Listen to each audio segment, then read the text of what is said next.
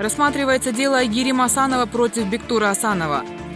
После прекращения брачных отношений и раздела совместно нажитого имущества Бектур Асанов хочет, чтобы одна из дочерей постоянно проживала с ним. Но Айгерим Асанова считает, что обе дочери должны остаться с матерью. Здравствуйте. Здравствуйте. Асанова Айгерим обратилась с иском о расторжении брака и определении места жительства детей. Данное исковое заявление принято к производству суда, в связи с чем вы приглашены на беседу. Айгерим Асанова, имеются ли у вас дополнительные доказательства, которые необходимо приобщить к делу? Пока не имею. Ответчик. Суд вручает вам копию искового заявления и приложенных к нему документов. Я разъясняю вам, что вы вправе предоставить суду письменные возражения и доказательства, опровергающие доводы истца. Получите копию искового заявления и распишитесь.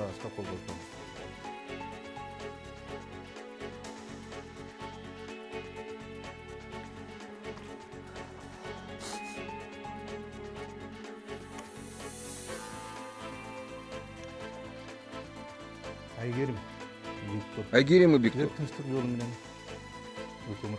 До рассмотрения дела у вас есть время для мирного урегулирования спора.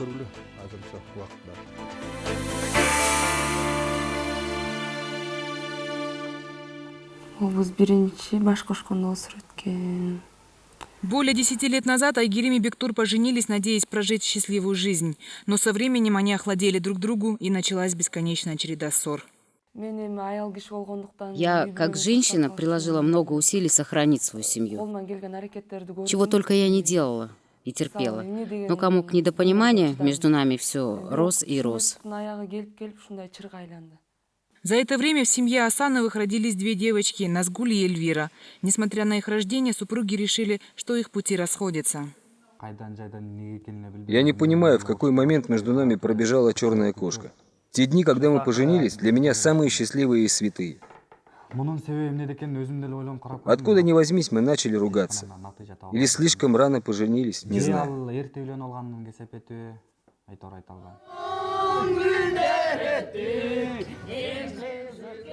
За семью Асановых переживают и их друзья. Они не понимают, как такая, казалось бы, счастливая пара с двумя детьми на грани развода. Мы их пытались помирить и подумать о детях, а они ни в какую. Каждый стоит на своем и на компромисс идти не хотят. У них растут прекрасные девочки, воспитанные, умные. Бектур хочет, чтобы младшая жила с ним, но ведь сестры привязаны друг к другу. Мы боимся, что это сильно ударит по их психике. Одного развода уже достаточно. Супруги хоть и живут раздельно, но их брак официально еще не расторгнут. И вопрос, с кем останутся дети, остается открытым. Девочки всегда ближе к матери, сами знаете. Сейчас у девочек такой возраст, когда им нужна постоянная поддержка родителей. И особенно они нуждаются в поддержке матери. Я прилагаю все усилия, чтобы не травмировать их. Но отец двоих несовершеннолетних девочек другого мнения. Старшая похожа на маму, а младшая моя копия.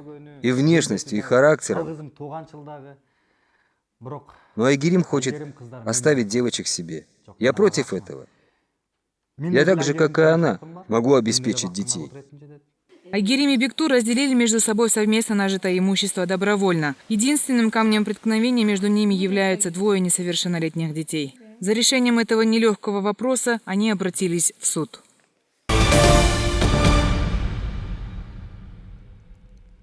Прошу встать, суд идет. Здравствуйте, присаживайтесь. Судебное заседание объявляется открытым. Слушается дело по иску Асановой к Асанову о расторжении брака и определении места жительства детей. Секретарь, доложите, пожалуйста, о явке участников на судебное заседание.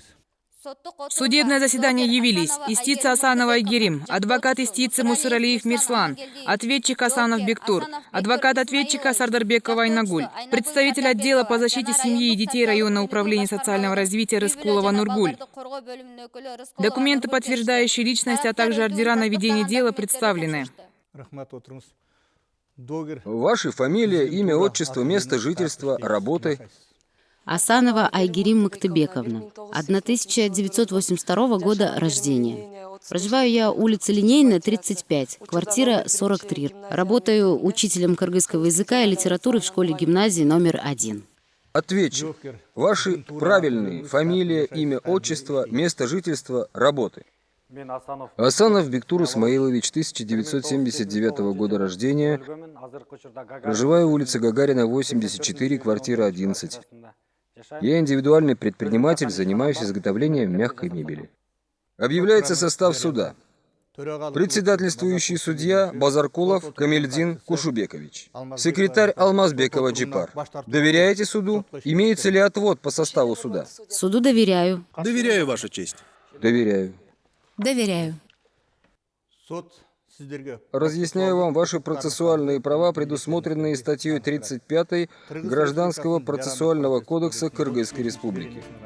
Вы имеете право знакомиться с материалами дела, делать из них выписки, снимать копии, заявлять отводы, представлять доказательства, задавать вопросы другим лицам, участвующим в деле, свидетелям, экспертам и специалистам, и пользоваться другими процессуальными правами. Также вы обязаны добросовестно пользоваться всеми принадлежащими процессуальными правами и выполнять свои процессуальные обязанности. Ваши процессуальные права вам ясны? Имеются ли у вас ходатайства? Да, процессуальные права мне ясны. Ходатайств не имею. Права ясны, ходатайств не имею. Процессуальные права ясны. Процессуальные права понятные. Но у меня ходатайство, Ваша честь. Я прошу приобщить к материалам дела акт обследования жилищных условий ответчика, справку о его заработной плате и допросить в качестве свидетеля маму моего доверителя Асанову Канымбюбю, которая может подтвердить, что он в состоянии создать все необходимые условия для содержания и воспитания ребенка. Она здесь и ждет приглашения. Я поддерживаю ходатайство адвоката. Спасибо, садитесь. Истиция. Есть ли возражения по заявленному ходатайству? Да, Ваша честь, я поддерживаю исковые требования. Нет, не возражаю. Суд определил. Заявленное ходатайство адвоката ответчика удовлетворить. Приобщить к материалам дела акт обследования жилищных условий ответчика, справку о заработной плате и допросить заявленного свидетеля. Секретарь, передайте копию документов истицы.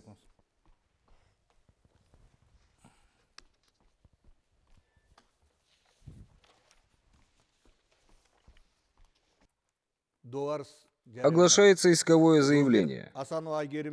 Стороны состоят в зарегистрированном браке с 12 января 2001 года. У них двое несовершеннолетних детей. Эльвира 2003 года и Назгуль 2005 года рождения. Частые ссоры между супругами привели к утрате уважения друг к другу, что привело в дальнейшем к прекращению супружеских отношений. С 2013 года супруги живут раздельно. После прекращения брака дети проживают с истицей, которая имеет в собственности благоустроенную двухкомнатную квартиру, работает учителем в гимназии, дети обучаются там же и очень привязаны к ней. Она проявляет постоянное внимание и заботу о детях, так как бывший супруг в их воспитании и материальном содержании участия не принимает.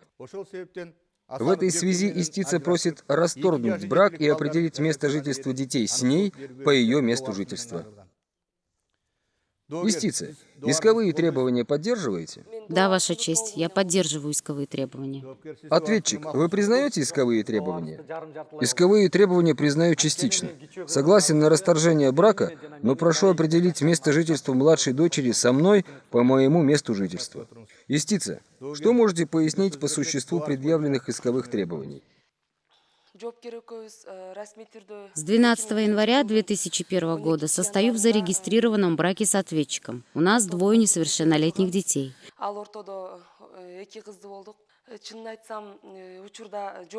Совместная жизнь с ответчиком не сложилась, так как между нами нет взаимопонимания по вопросам семейной жизни. На этой почве мы часто ссорились, потеряли уважение друг к другу, в связи с чем мы вообще прекратили совместную жизнь. Дальнейшая совместная жизнь между нами невозможна. После прекращения брака дети проживают со мной. У нас двухкомнатная квартира. Я работаю учителем в школе-гимназии номер 1. Дети обучаются в гимназии, где я преподаю. Они очень привязаны ко мне. Постоянное внимание, забота о них лежат на мне, так как бывший супруг участия в их воспитании, материальном содержании не принимает.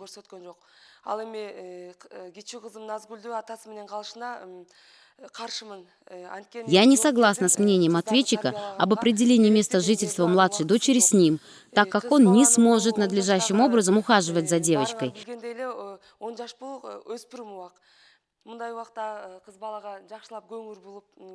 К ней нужен особый подход. Режим моей работы позволяет мне уделять детям достаточно времени. 10 лет – это возраст перемен. Ребенок находится на границе между старшим дошкольником и младшим школьником. У нее заметно меняется поведение, характер, поэтому я против, чтобы она жила с ответчиком. Но я не препятствую ответчику в общении с детьми. Они его тоже любят. Я не против общения ответчика с детьми. Согласна, чтобы на выходные, праздники они посещали отца и бабушку. Но жить они должны со мной. Я прошу расторгнуть брак между мной и ответчиком, определить место жительства детей со мной по моему месту жительства. У вас есть вопросы? Спасибо, Ваша честь. Скажите, с какого времени вы не проживаете совместно?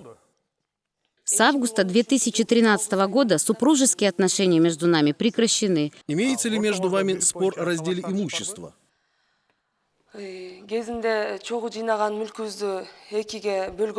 Совместное нажитое имущество мы разделили добровольно. Я не имею к нему претензий. Скажите, пожалуйста, оказывает ли ответчик помощь на содержание детей? Мы договаривались, что он будет оказывать помощь добровольно. И вначале он свое слово держал, но потом помощь прекратилась. А вы обращались в суд с заявлением об взыскании алиментов? Не обращалась. Скажите, пожалуйста, проведывает ли ответчик детей? Нет, в последнее время он с детьми связь не поддерживает. А как дети относятся к ответчику? Девочки любят своего отца, и он любит их. У меня больше нет вопросов. У вас есть вопросы? Почему ты настраиваешь младшую дочку против меня? В последнюю нашу встречу она не захотела со мной погулять. Я ни в коем случае не настраиваю ребенка против тебя. Просто в тот день у нее было недомогание, поэтому она капризничала. Она тебя ждала на следующий день, но ты не пришел. Почему вы считаете, что ответчик не справится с воспитанием младшей дочери? Просто к девочкам нужен особый подход. Много уделять времени и внимания, заниматься с ней. Я не против, чтобы Бектур чаще общался с дочками, участвовал в их воспитании, но жить им будет лучше с матерью. А почему дети на летних каникулах не могут проживать со мной? Я хочу их повезти на отдых. Как мне поступить, если суд примет решение, чтобы дети жили с тобой? Да пойми ты, я не против общения детей с тобой. Согласна даже отпустить их к тебе на летние каникулы. Но девочки не должны страдать от того, что мы не понимаем друг друга. Соблюдайте порядок судебного процесса.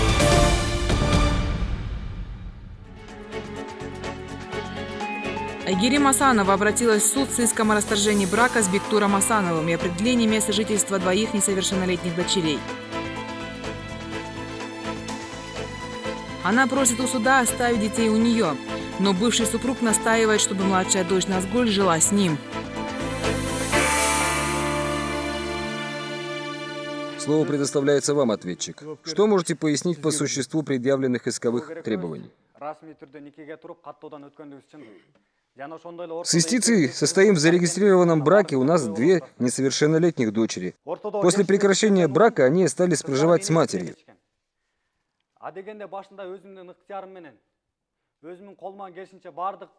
Я оказывал им материальную помощь добровольно, но в последний год у меня были проблемы с работой, и я им не помогал. Сейчас я имею налаженный бизнес и буду добровольно оказывать материальную помощь на содержание детей. Младшая дочка мне сильно привязана. Вот даже по фотографии видно, как она сильно похожа на меня.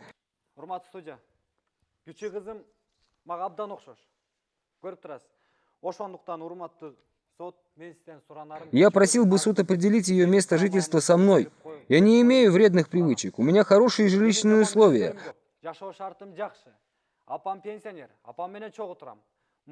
Мама пенсионерка, в прошлом педагог. Она будет мне помогать. Скажите, пожалуйста, возможно ли между вами примирение?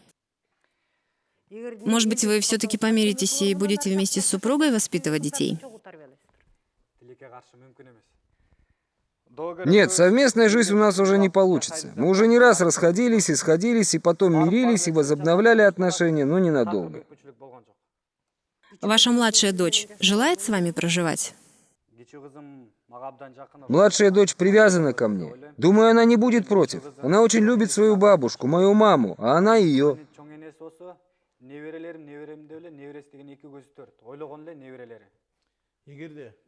А кто будет заниматься с ребенком в случае, если младшая дочь будет проживать с вами? Ведь вы иногда работаете по выходным и вообще целый день на работе. Я проживаю с мамой. Она пенсионерка, в прошлом педагог. И в мое отсутствие заниматься ребенком будет она.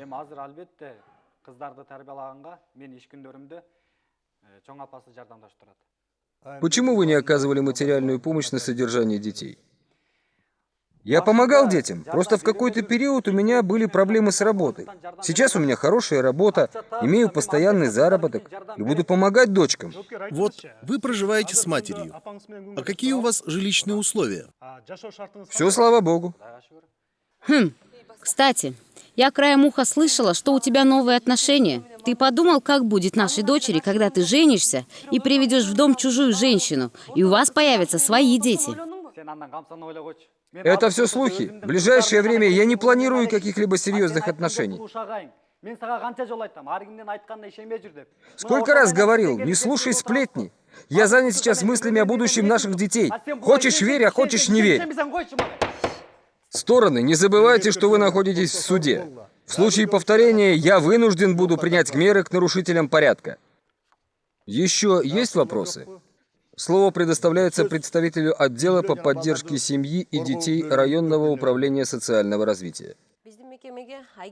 К нам обратилась истица с просьбой провести обследование жилищно-бытовых условий и пояснила, что обратилась с иском о расторжении брака и хочет определить место жительства своих несовершеннолетних детей с ней, по ее месту жительства. Нами было проведено исследование жилищно-бытовых условий истицы. Я беседовала с детьми. Они высказали свое желание жить с матерью. При этом они очень любят своего отца и желают общаться с ним. Однако он не уделяет им внимания, дети скучают. В последнее время ответчик детей не навещает, участие в их воспитании не принимает.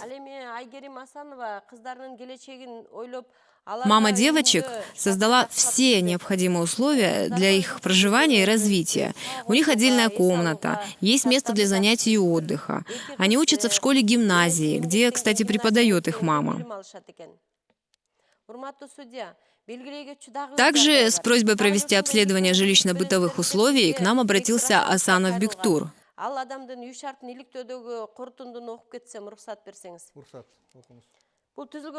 Из акта обследования жилищно-бытовых условий видно, что он проживает в благоустроенной двухкомнатной квартире с матерью-пенсионеркой. Асанов работает. Заработная плата составляет 25 тысяч сомов. Отзывы соседей по месту жительства положительные. Ваша честь, детям 11 и 14 лет. Они находятся в таком возрасте, когда им необходимо постоянное внимание со стороны матери.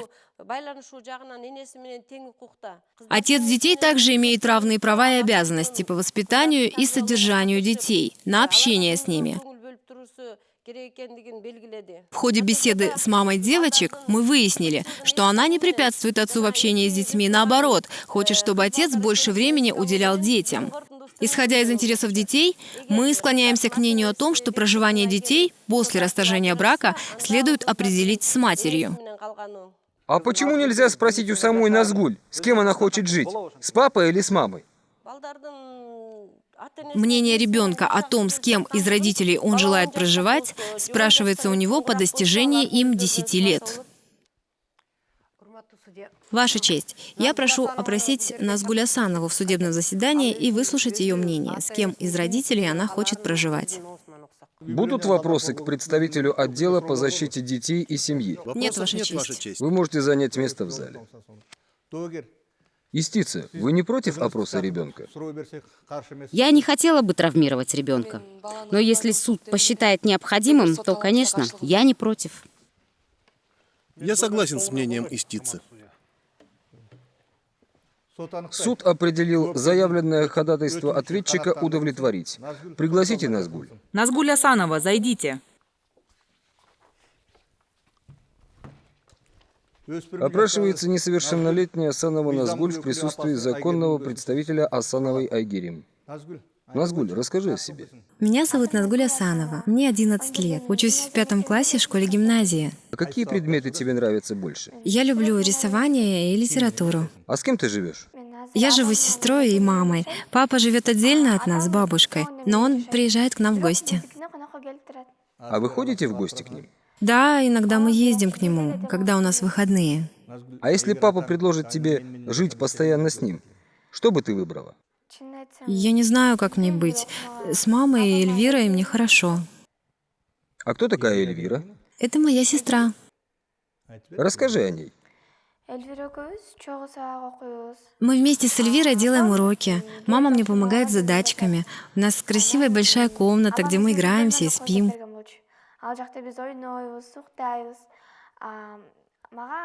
А с папой и бабушкой мне тоже весело. Очень люблю ходить с папой в парке, кататься на аттракционах. А с бабушкой мы рисуем, и она вкусно готовит. А с кем бы ты хотела жить? С мамой или с папой? Я люблю и папу, и маму, и мне очень хочется, чтобы они жили дружно. Имеются ли еще вопросы у участников процесса? Назгуль, ты можешь быть свободна. Секретарь, пригласите свидетеля Асанову Канымбю. Канымбю Асанова, входите.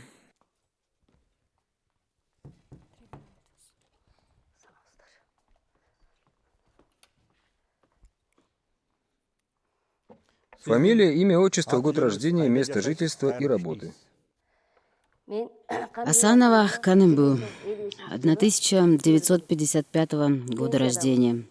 Я на пенсии. Проживаю улица Гагарина, 84, квартира 11.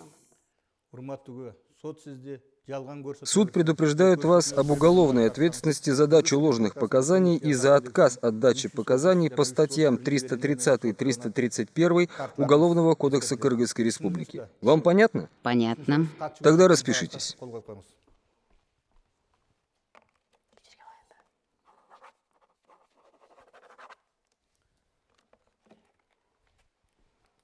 Ваши вопросы к свидетелю. Сможет ли ваш сын заниматься воспитанием младшей дочери, если суд позволит им жить вместе? Ну, конечно, он очень заботливый отец.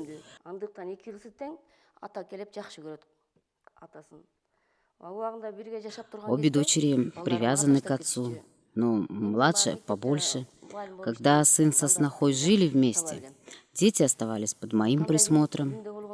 Я ведь тоже до пенсии работала учителем в школе и знаю, как найти общий язык с подростками.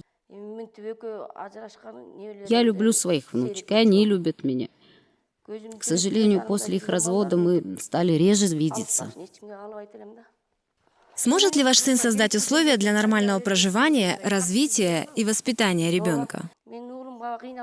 Да, у нас хорошая, благоустроенная квартира, сын работает, у него стабильный заработок. Мы живем дружно, я слежу за чистотой, порядком в квартире. И если бы младшую дочку передали на воспитание моему сыну, у нее были бы все условия. Вы сами сказали, что у вас двухкомнатная квартира. В случае, если ребенок останется с вами, где она будет жить? Ой, Ваша честь, когда они приезжают к нам, они спят в моей комнате. А если Назгуль будет жить с нами, то я готова освободить комнату, переселиться на кухню. Мне для нее ничего не жалко. У меня вопрос, Ваша честь. Задавайте. Уважаемая Канембюбю Асановна, как вы представляете себе жизнь на кухне? Прекрасно представляю, мы с сыном уже обсуждали этот вопрос и решили сделать перепланировку, чтобы было удобно всем. Хорошо, сейчас вы согласны переселиться на кухню. Но вы человек в возрасте, вам нужен покой. А если будут приходить гости? Через полгода, год, как вы будете выходить из этой ситуации? Да никаких проблем не будет. Ребенок будет жить, нормально развиваться, гости будут приезжать и уезжать. Ведь мы и раньше жили в коммунальных квартирах, и детей растили, и гостей принимали.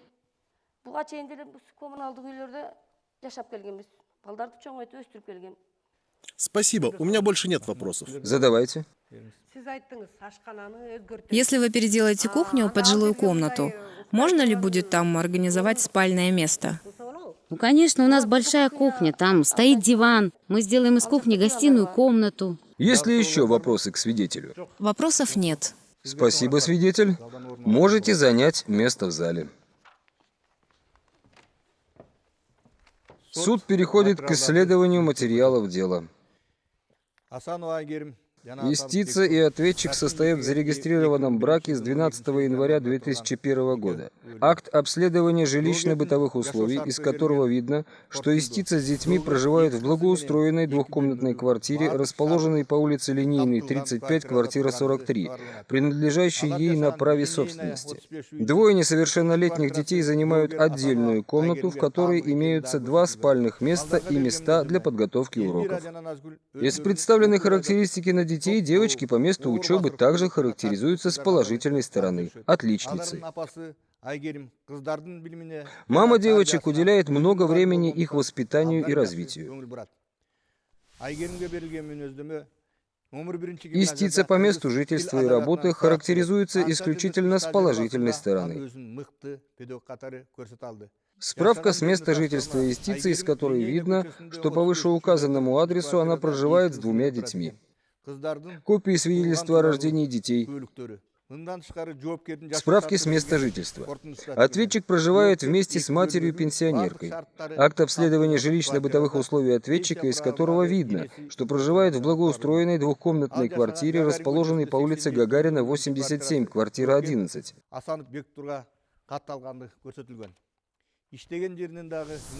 По месту жительства ответчик характеризуется с положительной стороны.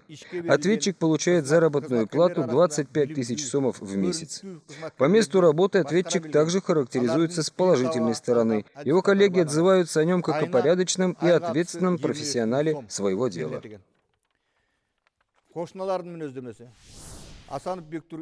По месту жительства Асанов характеризуется с положительной стороны, как заботливый отец, отзывчивый сосед, почитающий старших и уважающий младших. Уважаемые участники процесса, имеются ли у вас дополнения и ходатайства? Дополнений и ходатайств не имею. Ваша честь, ходатайств и дополнений не имею. У меня нет. Я тоже не имею, Ваша честь. Переходим к прениям. Истица, вам предоставляется слово. Ваша честь, я поддерживаю исковые требования. Прошу расторгнуть наш брак и после расторжения брака определить место проживания 2 несовершеннолетних детей со мной, по моему месту жительства. Я надеюсь на справедливое решение суда. Адвокат истицы, вам слово. Уважаемый судья и участники процесса, как установлено в судебном заседании, стороны прекратили супружеские отношения еще в 2013 году и сейчас настаивают на расторжении брака. В соответствии со статьей 23 Семейного кодекса Кыргызской Республики суд расторгает брак, если будет установлено, что дальнейшая совместная жизнь супругов и сохранение семьи стали невозможными. При решении вопроса о том, с кем из родителей будут проживать несовершеннолетние дети, просил бы суд определить проживание детей с истицей Асановой.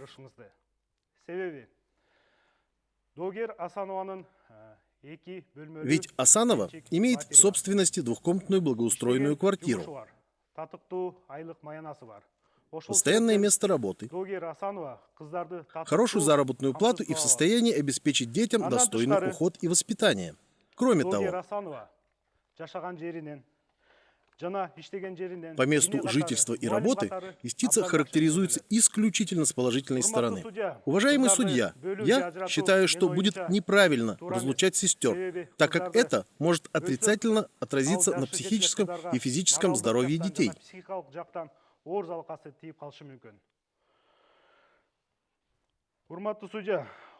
С учетом изложенного выше, а также принимая во внимание заключение отдела по поддержке семьи и детей и руководствуясь Семейным кодексом и Кодексом о детях Кыргызской Республики, прошу расторгнуть брак между супругами и определить место проживания детей с матерью, Асановой Айгерим. Спасибо. Садитесь. Слово предоставляется ответчику.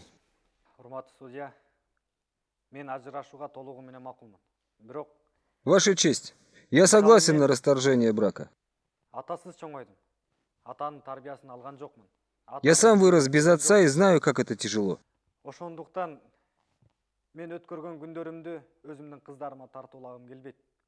Я не хочу, чтобы и мои дети так страдали.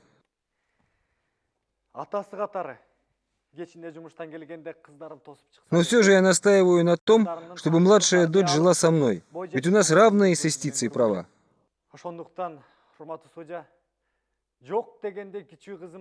Я хотел бы видеть ребенка каждый день. Я же как отец имею право видеть, как растет ребенок и принимать участие в ее воспитании.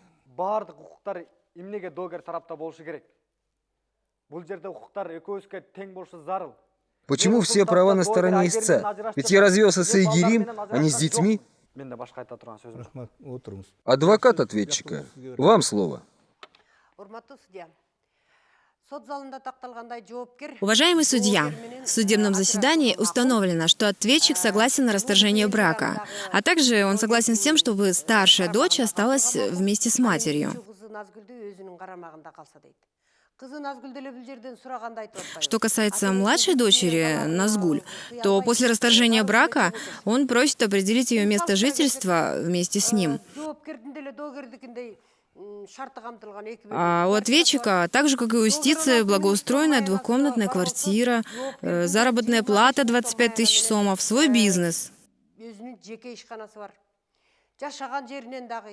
По месту жительства и работы он характеризуется только с положительной стороны. Он проживает с матерью-пенсионеркой. В прошлом она педагог, и в отсутствие ответчика она могла бы присматривать за детьми.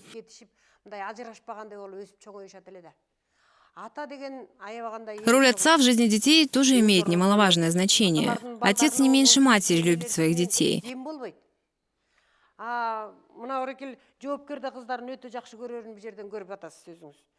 Мы убедились, что ответчик тоже очень любит своих детей, и он привязан к ним.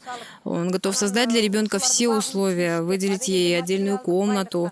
Он намерен в будущем построить свой дом.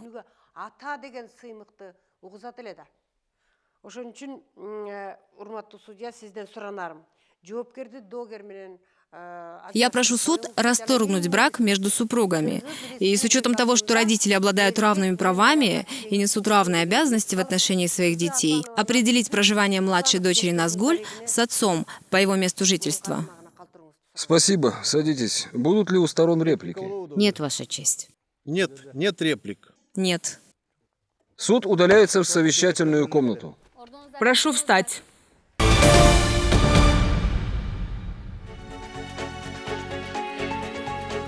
Айгерим Асанова против Бектура Асанова. После развода и раздела совместно нажитого имущества Бектур Асанов хочет, чтобы одна из дочерей постоянно проживала с ним. Но Айгерим Асанова считает, что обе дочери должны жить с матерью. К какому решению придет судья, увидим прямо сейчас.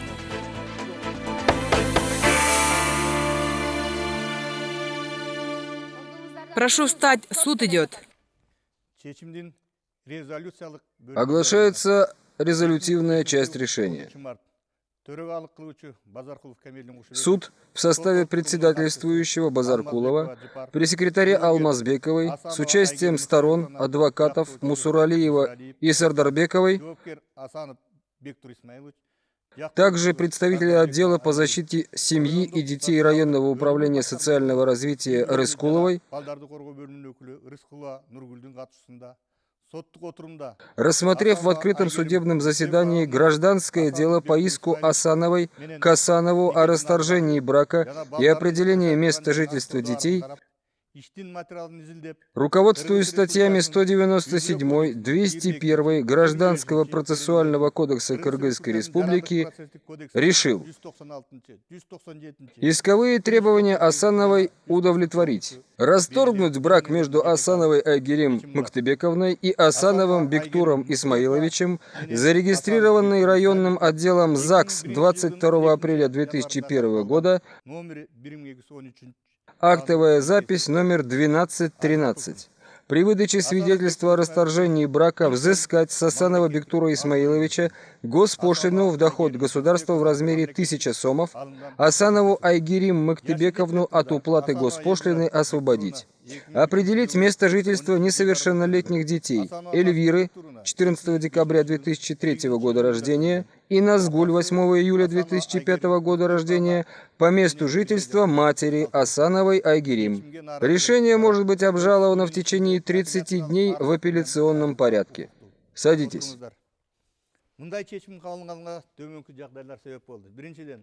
Разъясняю решение. К такому решению суд пришел, во-первых, учитывая заключение представителей ОПСД, где говорится, что несовершеннолетние девочки желательно должны быть рядом с матерью. Истица создала все необходимые для детей жилищные условия. Также, со слов младшей дочери, ясно, что она вместе с сестрой Эльвирой готовится к урокам и ходит в школу также вместе, где работает их мама. При этом, со слов истицы Айгерим Асановой, она никогда не препятствовала и впредь не будет препятствовать общению отца с дочерьми и участию в их воспитании. Вам понятно содержание решения? Да, понятно. Да, Ваша честь. С решением можете ознакомиться через 5 дней. Судебное заседание объявляется закрытым.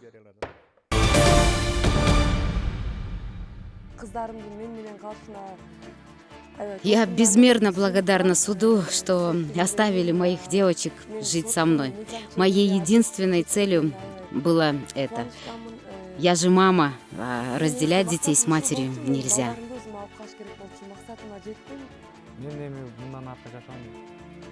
Я не представляю свою жизнь в дальнейшем. Земля уходит из-под ног. Но я буду делать все ради счастья моих дочерей. Kızlarım vallahi tamam.